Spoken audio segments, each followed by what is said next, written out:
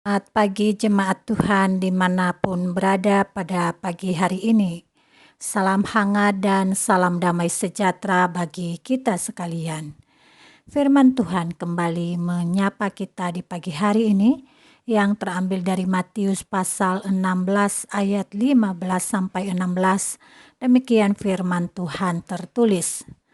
Lalu Yesus bertanya kepada mereka, "Tetapi apa katamu, siapakah aku ini?" Maka jawab Simon Petrus, "Engkau adalah Mesias, Anak Allah yang hidup." Saudara, di pagi hari ini kita mendengar sebuah pertanyaan, "Menurut kamu, siapakah aku ini?" Biasanya selalu ada kerinduan dari dalam diri kita untuk mengevaluasi diri sendiri dari sudut pandang orang-orang yang terdekat. Orang terdekat itu bisa jadi pasangan hidup, anak, kakak, adik, atau orang tua yang ada di sekeliling kita. Kita berharap bahwa pandangan mereka tentang kelemahan dan kelebihan kita lebih objektif daripada pandangan orang lain, karena merekalah yang lebih banyak waktu untuk mengenali bagian-bagian hidup kita yang tidak terlihat. Saudara yang terkasih, hal senada pun ditanyakan oleh Yesus kepada murid-muridnya, sebagaimana orang yang terdekat saat itu adalah muridnya. Ia bertanya, "Tetapi apa katamu, siapakah aku ini?" Inilah kali pertama Yesus menantang murid-muridnya untuk menyampaikan pendapat mereka sendiri, bukan kata orang tentunya. Tentu saja setelah sekian lama para murid bersama-sama dengan Yesus, tinggal bersamanya, mendengar pengajarannya, dan menyaksikan apa yang diperbuatnya, setidaknya mereka punya pendapat sendiri yang tidak sekedar ikut-ikutan kata orang. Saudara, dari pertanyaan Yesus itu Petrus tampil dan menjawab, "Engkau adalah Mesias." Mesias dalam kata lainnya adalah Kristus, berarti yang diurapi. Dalam tradisi perjanjian lama, para imam dan raja-raja Israel diurapi dengan minyak. Hanya satu kali dalam perjanjian lama ada nabi yang diurapi, yakni Nabi Elisa. Di luar itu, gelar Mesias juga pernah disematkan untuk Raja Kores, Raja Persia yang berperan dalam pembebasan orang Israel dari pembuangan di Babel. Sementara dalam perjanjian baru, pemahaman Mesias erat kaitannya dengan raja yang akan datang yang mendirikan kembali kejayaan tata Daud.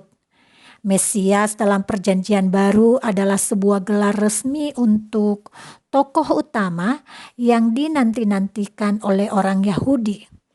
Pengharapan ini rupanya telah berurat berakar tidak terkecuali dari para murid Yesus. Dalam bingkai inilah Petrus menyatakan bahwa Yesus adalah Mesias. Jelas ini berbeda dari apa yang sebenarnya terjadi pada Yesus. Yesus sedang menggenapi apa yang dikatakan oleh Nabi Yesaya. Mesias adalah hamba yang menderita. Sedangkan semua orang termasuk murid-murid yang dekat dengan Yesus mengharapkan Yesus adalah Mesias yang bukan hamba tetapi Mesias yang menang secara politik.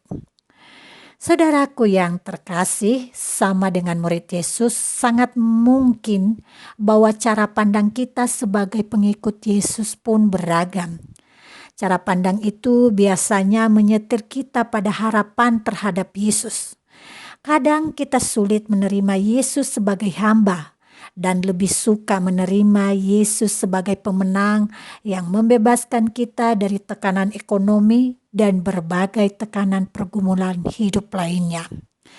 Mungkin ini tidak salah, tetapi jika pemahaman ini menguasai diri kita, jika tidak mawas diri, tanpa sadar kita juga seperti Petrus yang memiliki ambisi menjadikan Yesus sebagai seseorang yang apa yang kita inginkan.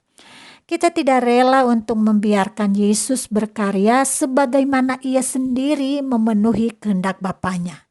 Kita tidak rela membiarkan Dia yang mengendalikan hidup kita. Kita hanya menginginkan Yesus seperti yang kita inginkan. Itu juga kemudian yang membuat kita seolah bersikap pengatur terhadap Yesus dan kita mengatur searah dengan keinginan-keinginan kita. Dan jika keinginan kita itu tidak terpenuhi, maka kita pun menjadi kecewa terhadap Yesus. Saudara, jika kita sudah sampai pada tahap demikian, baiknya kita mengulangi pertanyaan Yesus itu untuk diri kita sendiri. Sebegitu lama kita telah menjadi Kristen sebagai orang yang mengaku percaya kepadanya. Lalu Yesus terus berulang bertanya kepada saya dan saudara, "Apa katamu tentang aku?" Ya, pertanyaan ini juga ditujukan kepada kita. Tentu saja jawaban yang dikehendaki Yesus bukan sekedar menyenangkan untuk didengar atau mewakili ambisi kita. Jawaban itu harus berangkat dari pemahaman utuh mengenai apa yang dikerjakan Yesus. Jawaban itu harusnya beranjak dari cinta kasih kepada Tuhan. Jika hal yang tak kuinginkan tidak terjadi, atau jika hal yang kuinginkan tidak terjadi, apakah aku tetap mengasihinya dan membiarkan Yesus melakukan yang terbaik sesuai dengan kehendaknya?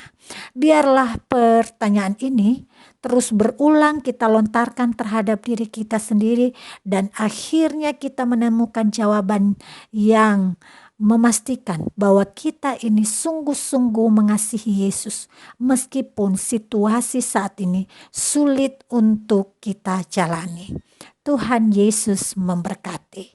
Mari kita berdoa. Bapa, terima kasih untuk pagi hari yang kami rindukan dan kami nikmati saat ini. Terima kasih untuk berkat-berkat-Mu yang menyertai. Dan saat ini kami datang mendengarkan firman-Mu dan kami telah disapa dengan berita yang baik.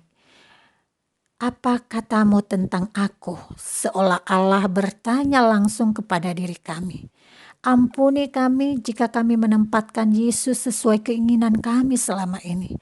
Dan kami tidak membiarkan Yesus berkarya sesuai dengan kehendak Bapa.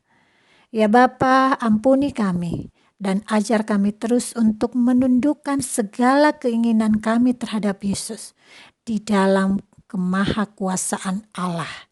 Biarlah segala keinginan-keinginan itu kami tundukkan di bawah kemuliaan Allah. Sehingga apapun jawaban Tuhan atas kami, sulit pun yang kami terima, kami tetap percaya bahwa itu akan bermuara pada kebaikan.